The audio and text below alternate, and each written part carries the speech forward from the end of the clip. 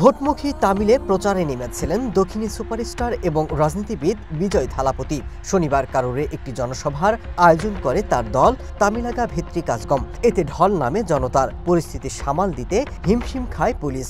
জনসভায় ভিড়ের কারণে অনেকে জ্ঞান হারালে ঘটে পদপিষ্টের ঘটনা।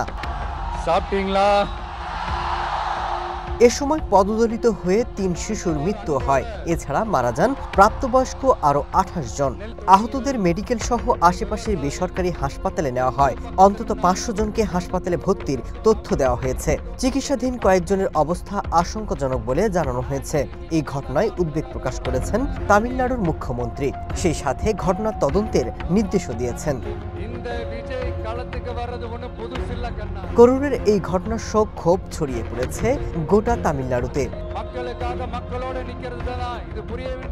বিজয় ২০২৬ সালে তামিলনাড়ুর বিধানসভা নির্বাচনে লড়াই করতে পারেন। এ লক্ষ্যে গঠন করেছেন রাজনৈতিক দল তামিলাগা ভিত্রি কাজগম। অভিনয় ছাড়ার পর সেখানেই পুরোপুরি মনোযোগ দিতে চান তামিলনাড়ুর এই জনপ্রিয় নায়ক।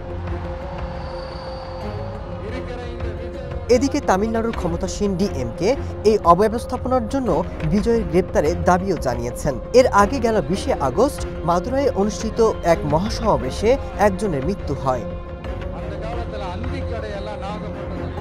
Masud Rana, one international desk.